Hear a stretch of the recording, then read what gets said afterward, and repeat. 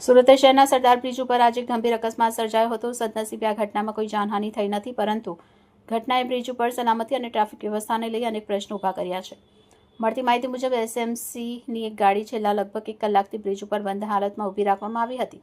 દરમિયાન પાછળથી પૂર ઝડપે આવી રહેલી એક 4-વ્હીલર ગાડી સીધી જ બંધ પડેલી ગાડી સાથે અથડાઈ ગઈ હતી. અકસ્માત એટલો જોરદાર હતો કે બંને વાહનને નુકસાન પહોંચ્યું છે. સ્થળ પર હાજર લોકોના જણાવ્યા મુજબ બ્રિજ ઉપર પૂરતી ચેતવણી અથવા ટ્રાફિક સંકેત ન મુકાતા વાહન ચાલકોને આગળ બંધ ગાડી ઊભી હોવાની જાણ થઈ શકી નહોતી. બીજી તરફ ઝડપથી વાહન ચલાવવું પણ અકસ્માતનું એક મુખ્ય કારણ માનવામાં આવી રહ્યું છે. આ ઘટનામાં ચોક્કસ રીતે કોની બેદરકારી ગણવી તે અંગે લોકોમાં ચર્ચા ચાલી રહી છે. એક તરફ બ્રિજ ઉપર લાંબા સમય સુધી ગાડી ઊભી રાખવી અને પૂરતી સાવચેતી ન રાખવી પ્રશ્નાર્થ ઊભો કરે છે, તો બીજી તરફ વધુ ઝડપે વાહન હંકારવું પણ ગંભીર બાબત છે. ઘટનાની જાણ થતાં સ્થાનિક લોકો અને ટ્રાફિક વિભાગના કર્મચારીઓ સ્થળ પર દોડી આવ્યા હતા અને ટ્રાફિકને ફરી સામાન્ય બનાવવાનો પ્રયાસ કર્યો હતો. Hitesh Shah, bullet 26 Gujarat news, Surat.